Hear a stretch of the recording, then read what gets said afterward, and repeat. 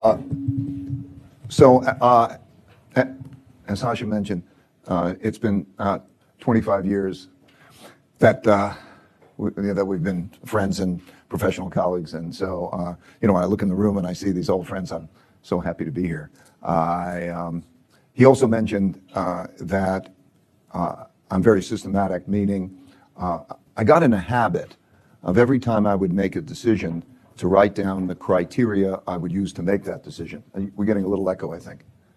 And it's not a big room, so I don't even know if I need a mic. But so every time I would make a decision, I would write down the criteria I used for making those decisions. Because cause effect, everything happens because of a cause. And the same things happen over and over again. And so by taking the time to write them down and then seeing how those criteria would have worked over a period of time, I could get perspective. And so I wrote down those principles. And as Hasha mentioned, I wrote a book called Principles, which just was a collection of the life and work principles. So the culture that we have is very, very important. It was really the most important thing in terms of whatever success we've had. At the same time, I wrote down the economic and investment principles. So what I thought I would do today is to share with you what I think are my most important economic and investment principles, and then look at the world through the perspective of those principles. In other words, rather than just tell you what I think, I want to tell you how it works. And then we can apply that mechanics. You can decide, does it work that way or not? So are these principles valuable? Because if you know the principles, it's giving man the ability to fish rather than to just give the fish. I can tell you what I think, but if these principles are right, then you could apply them yourself to whatever time or circumstances exist. So I broke it down in terms of economic principles and investment principles because the markets follow the economy. So in order to understand economics and all the markets, you have to understand, in order to understand the market, you have to understand the economy. So I want to describe how I think the economy works. I think it's it's a perpetual motion machine.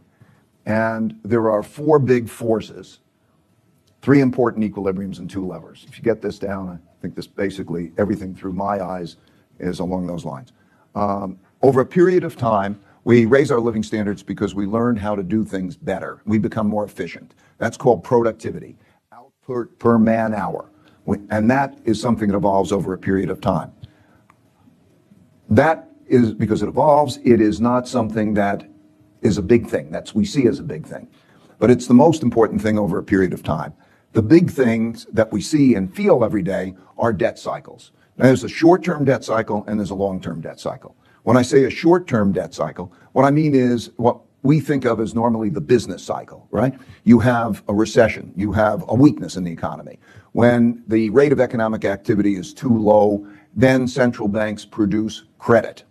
And credit is buying power. So you produce that credit, it makes purchases of goods, services, and financial assets happen. And so the economy picks up. That cycle usually lasts 7 to 10 years. As the economy picks up, the demand rises relative to the capacity. As you get later in the cycle, the central bank puts the brakes on it. They raise interest rates, tighten monetary policy. As there's less slack in the economy, the unemployment rate is low, they put the brakes on it, interest rates go up, tightness of monetary policy, then you have a recession, slow up, and that's the cycle, right? And because credit is buying power, by providing it, it also produces debt. And debt means the obligation to pay back. And so by its very nature, it's cyclical. First comes the stimulation, then comes the paying back, which means when you produce credit, you can spend more than you earn. And when you pay back, you have to spend less than you earn. And that's the nature of the cycle. And I think we're all acquainted with that type of cycle. And with that cycle goes market cycles, which we'll talk about. That's what I mean by the short-term debt cycle. There's also a long-term debt cycle, which is the accumulation of all of those shorter-term debt cycles. Because everybody wants things to go up. They want their asset prices, the markets to go up. They want employment to go up. They want everything to go up. And for that reason, central banks, over a period of time, stimulate, and they do that by normally lowering interest rates until interest rates hit zero. And then when interest rates hit zero, they can't do that anymore. And then we come to the need to print money and buy financial assets, which we call quantitative easing. And when they can't do that anymore, or there are limitations, we come to the end of the long-term debt cycle. So there's a short-term debt cycle, a long-term debt cycle, and productivity. Now, related to all that is politics, internal politics and external politics. In that normal cycle, they're related. As we're going to see, in terms of that dynamic, the period that we're going through, 2008 and 9, there was a debt cycle, and interest rates hit zero. And that's very similar to 1929 to 32. There was a debt crisis, and interest rates hit zero. And in both of those cases, there was the printing of money and the buying of financial assets, which caused those financial asset prices to go up and more liquidity in the economy. And that particularly benefited those who had financial assets. And it contributed to the wealth gap and the income gap, as did technology. And as a result of that, in the 1930s, as also happened now, politics entered into the picture. So as we're seeing in the world right now, that issue of wealth gap is causing populism of the left and populism of the right. And that's having an effect on the markets and having an effect on the economy. So we're also seeing a situation, very much like the 30s, in which we're seeing a rising power challenging an existing power. That's a geopolitical cycle. When a rising power in the form of China, challenging an existing power in the form of the United States. And if we look at histories and cycles of those periods, there's a cycle of conflict and peace. Now, normally, peace happens after a war because some dominant country wins the war. Nobody wants to fight the dominant power, and you have an extended period of peace until there's then that particular conflict. I'm not saying we're going to have a military conflict or anything like that, although, that always exists as a possibility. So these cycles, these things have happened over and over again. So politics can affect the cycles. For example, the shift in the United States to be able to create tax cut changes helped the corporate tax picture and caused stock prices to rise. Okay, those are the cycles.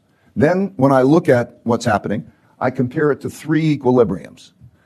What are these three equilibriums? First, that debt growth has to be in line with the income growth that's required to service the debt. If debt growth is faster than the income growth that's going to service the debt, we're going to have an adjustment.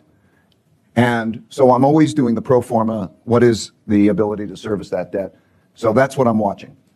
Second equilibrium is that the rate of economic activity, economic capacity utilization, is neither too high nor too low. What that means is if you have it pressing up too much over an overheating economy, that's going to cause a tightening of monetary policy and a correction. And if you have it too low so that the economy is depressed and there's a lot of slack, that's going to cause an adjustment to bring it up.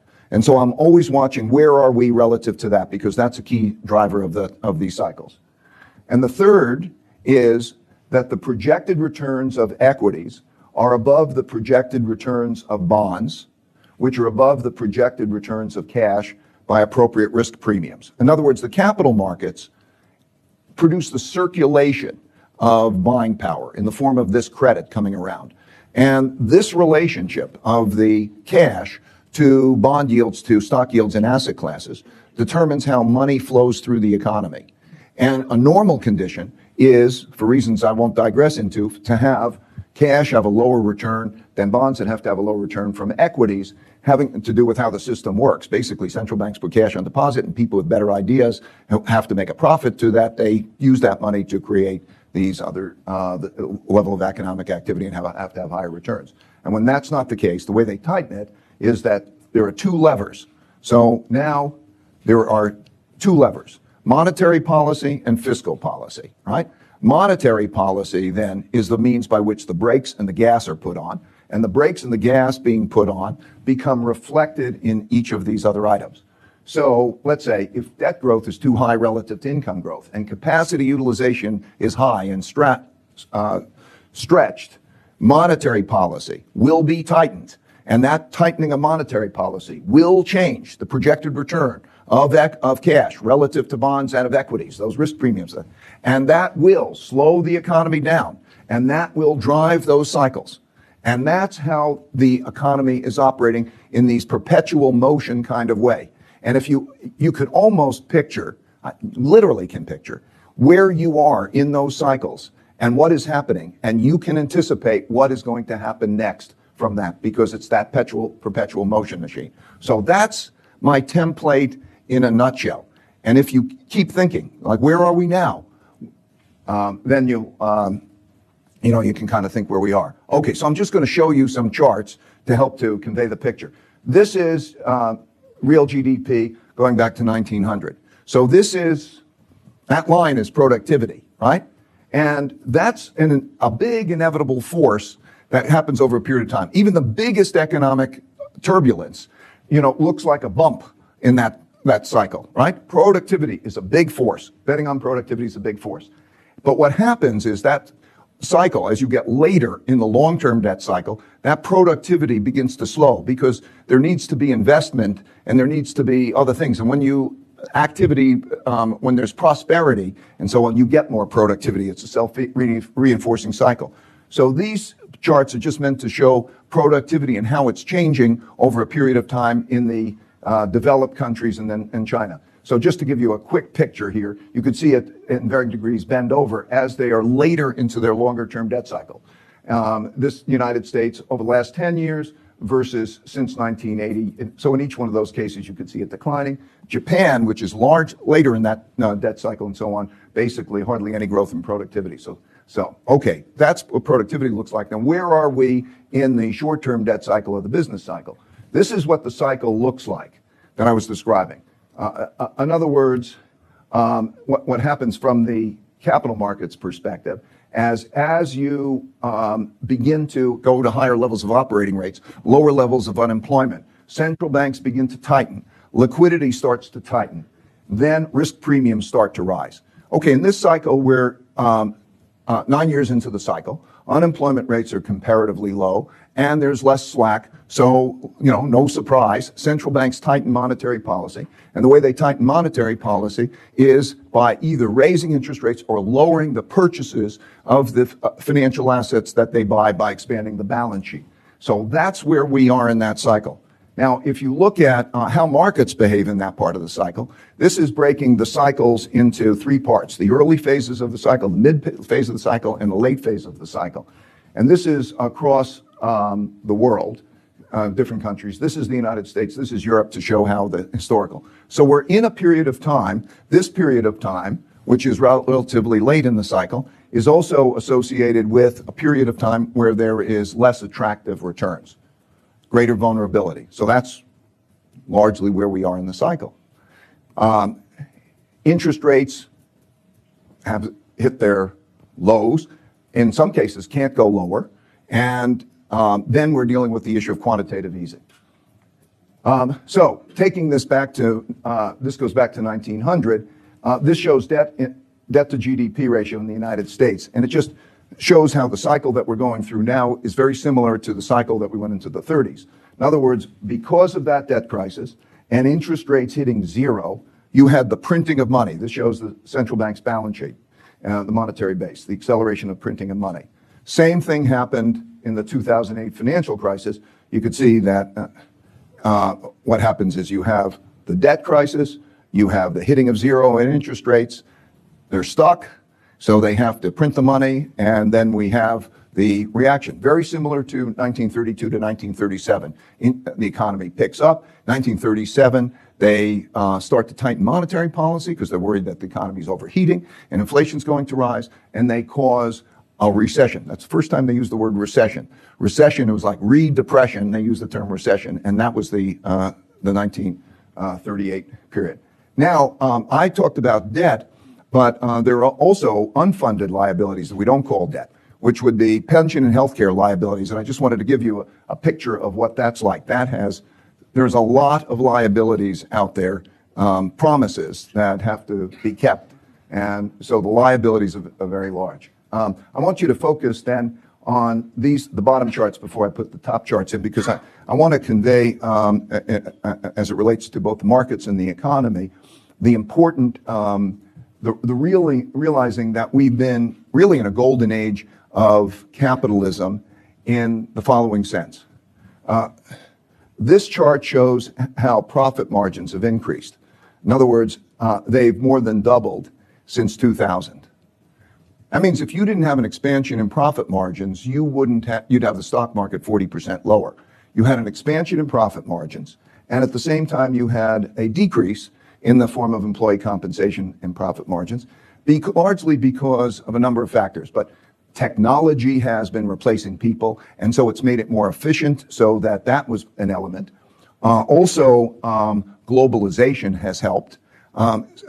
Just to show you a couple of charts pertaining to this. This is the globalization movement, and this is the capital movement.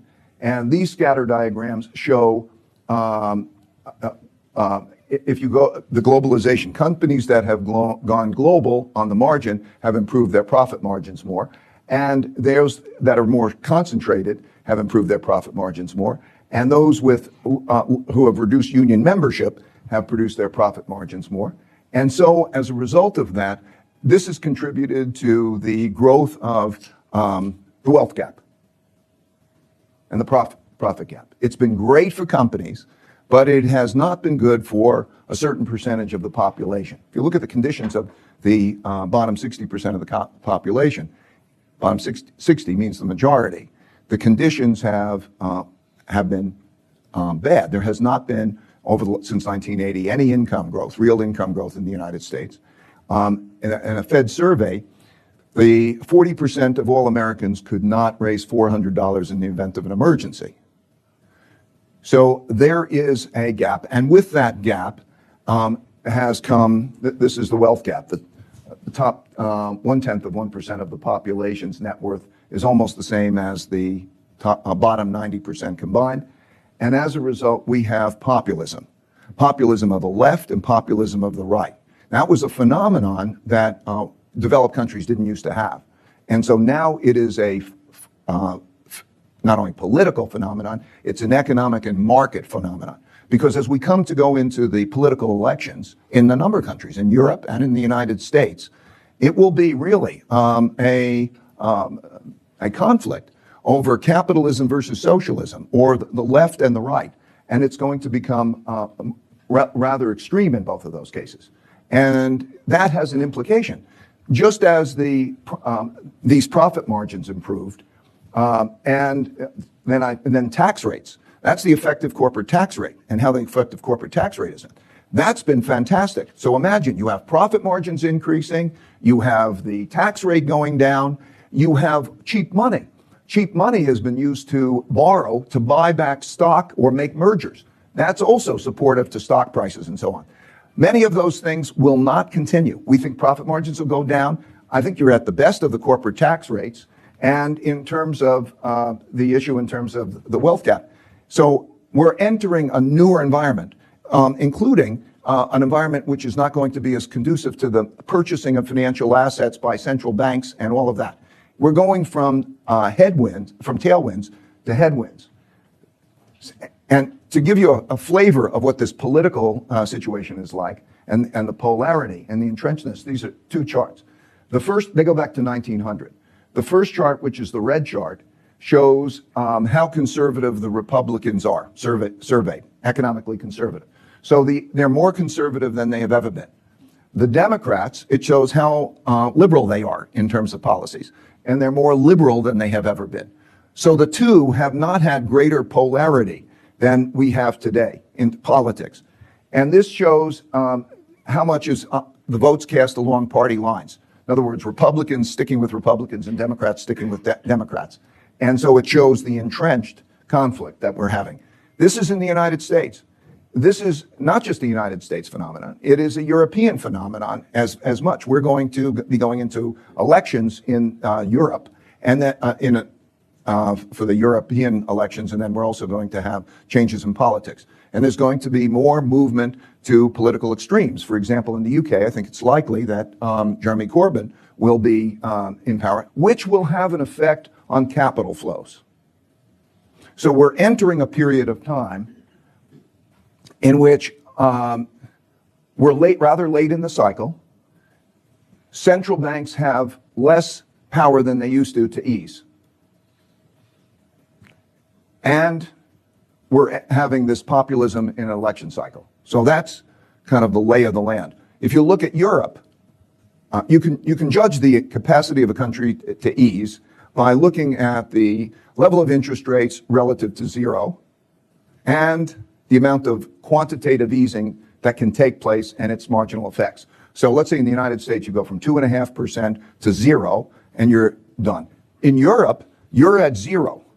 And in Europe, there are limitations, caps at 33% of certain types of debt that they have hit, that they can't go beyond unless there's some sort of an agreement. And politically, it's very difficult to have an agreement. So in Europe, there's going to be a problem for the ECB in terms of being able to have the ability to stimulate. And Japan is in a position somewhat similar with these negative interest rates, slightly negative interest rates, father, and a lesser ability to stimulate. So that's the lay of the land, I think, in terms of markets and economy within the template that I showed you to begin with. Okay, in terms of the rising power challenging existing power, China will be an important influence in the world that we're operating in for the rest of our lifetimes. It'll become an increasing influence in that globalization and so on. So this just shows where they are in the United States and China in relative output. This is what I believe that what's likely in terms of equity market cap and share of debt securities outstanding. In other words, the Chinese markets are big and becoming bigger and more liquid and more effective. And they are going to play an important role, as will the Chinese economy in the environment we're in, not only in the form of trade, but also in the form of, the whole geopolitics, particularly reflected through technology. If you look at history and what caused countries to succeed and fail, it was particularly led by technology. So I've been, over the last several months, wanting to research the rise and declines of world reserve currencies. And in order to do that, I have to watch the arc of each one of these reserve currencies. There's the US dollar, before that there was the British pound, before that there was the Dutch guilder. And as a result of that, I needed to understand a number of things about the economies that that made them reserve currency. How did they become reserve currencies? How did they lose their reserve currency status? And that led me to watch a number of factors and studying those. I love putting together statistics and numbers to put together indices. So these are the 6 main factors that you can judge a country's power by. Power is a vague thing.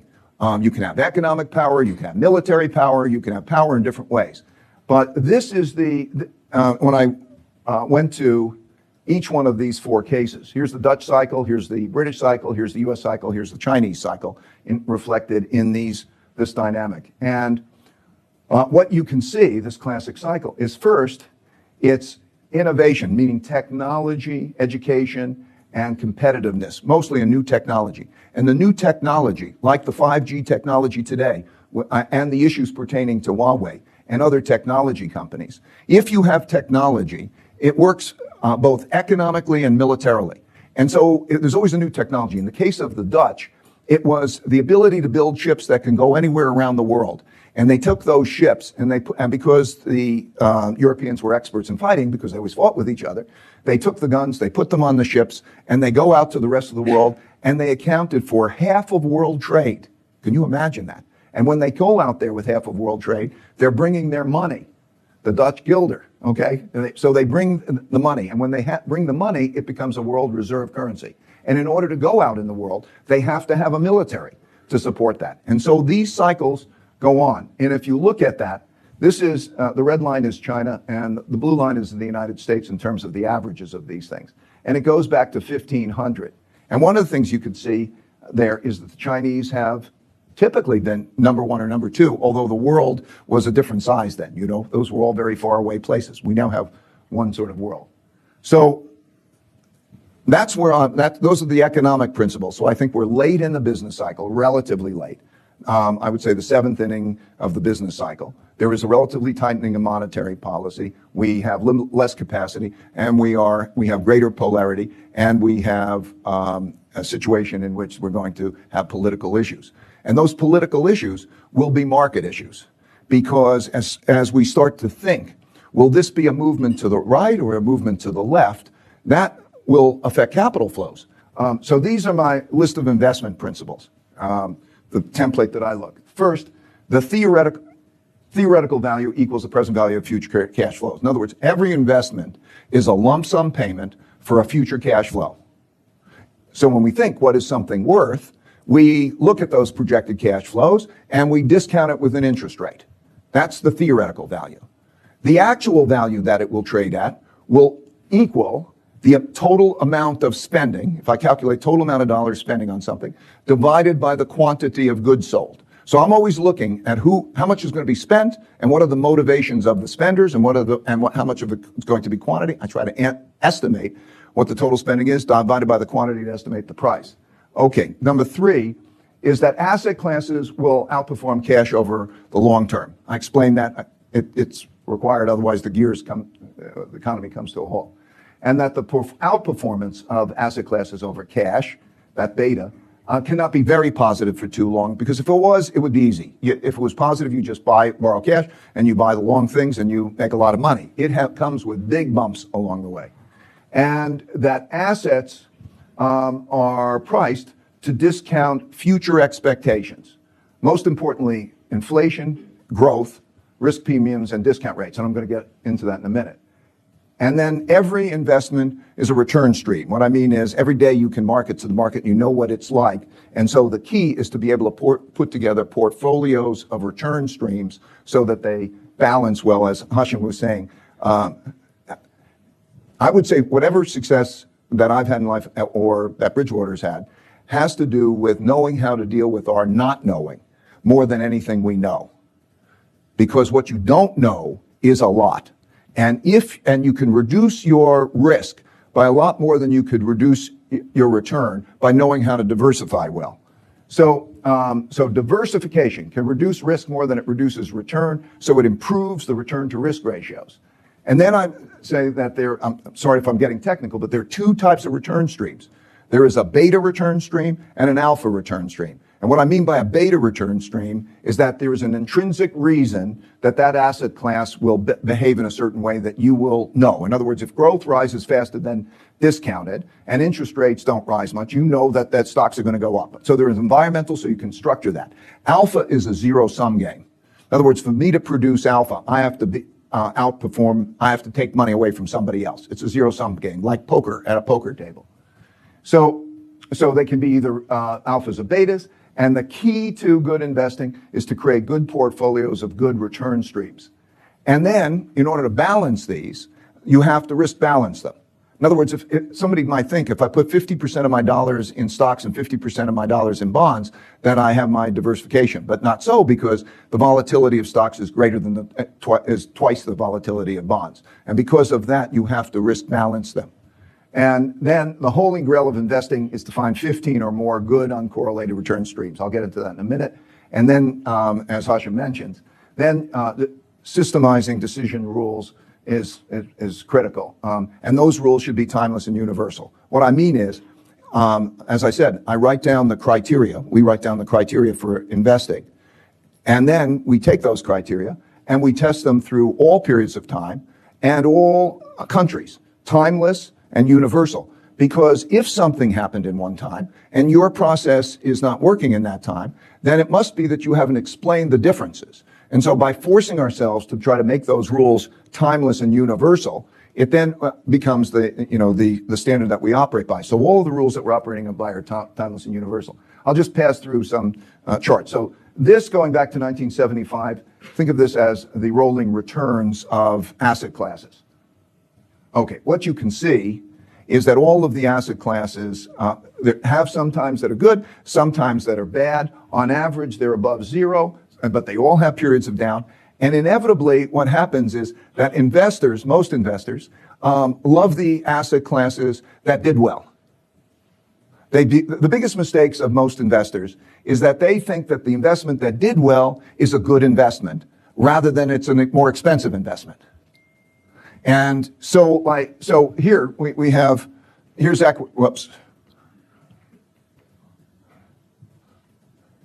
here's equities, recently done well. Here's commodities, done very poorly. But here's equities, right? Done very poorly in that period of time. So the key, as Hashim was saying, is balance. How to do that. So you can break the drivers of asset class returns into a few categories. This is true for any asset class, and it's true for all asset classes. There are two main things that drive it in terms of, that's inflation and growth. And if you tell me that inflation is going to be higher than expected and growth be higher than expected, I would know what to invest in, higher than discounted. And if you say it's lower, I'll know what to invest in. Then most people here would. So those become the two main drivers. They can rise or they decline. And then there are discount rates and risk premiums. Discount rates mean as I told you, the interest rate affects all asset classes, because the interest rate is the discount rate that you use to compare the cash flow. So you raise the interest rate, and that's negative for all asset classes. And then you have, when you strip all of that, risk premiums out. And that equals the following. This shows what happened in history in relationship to that context. The top chart shows growth assets relative to strong and assets that you hold if you had a falling growth environment, assets that you'd have a rising, same with inflation. Then it shows what the discount rate is, and then it shows what the risk premium, which was the residual of that, and that's what we have, all-weather return. All-weather return, all-weather is our optimally diversified portfolio. Okay, I'm going to skip this chart. What it's meant to show, basically, is that how diversification can substantially improve your risk-to-return ratio. I want to turn to this chart. So this is what I believe the holy grail of investing is. If you can do this, you'll make a fortune. You'll be very successful. And it's simple, really. Maybe not simple to pull off, but simple concept. If you can get 10 good uncorrelated investments, 5 good uncorrelated investments, 15 good uncorrelated investments, you can substantially improve the return to risk ratio. And this just shows how it works and why diversification is more important than being good, even, in picking the best investments. And most people think, give me the best investment and let me put all my money in what I think is the best investment. Wrong. Find your best 10 uncorrelated investments and put your money in that, and you're going to do a lot better. And this just gives you an example. So this is the standard deviation, let's call it the risk, of 10%. And just imagine I put in an asset, I'll use a simple example, that has 10% return and 10% standard deviation. So let's say it's 10% return, 10% standard deviation. And let's say I put in a second investment that is 60% correlated with that, third, fourth, fifth, and sixth, and so on. This is how my risk in my portfolio would change. That means, like, if you have a diversified portfolio of stocks, average stock is about 60% correlated with average other stocks. And you can put in 100, you can put in 1,000, and you are not going to materially reduce your risk relative to putting in, just 5 to 10. And you could see that that'll lower your risk by 10 or 15%. If you have an uncorrelated return stream, and you can get actually better than uncorrelated because you could have negatively correlated, but let's say I put in an uncorrelated return stream, this is how the line goes. So you could see, like at 5, you've more than cut your risk in half. 5 uncorrelated return streams. If you have down to 15, you're going to reduce your risk by nearly 80%. That means you've improved your return to risk ratio by a factor of 5. So you can reduce your risk a lot without reducing your return. And that is the key to it, right? So when I look at this, I think that there are two types of assets. What's your strategic asset allocation mix? What is your beta? In other words, what portfolio do you normally have? And in my opinion, it should be highly diversified, but with along those lines in terms of like half in growth, half inflation, rising or declining. And then alphas. You have to have a lot of different alphas. Like in our case, we have, well over 100 different types of alphas, about 130 different kinds of markets actually in terms of trading. So that's it. Thank you for your patience. Let's have a conversation about it.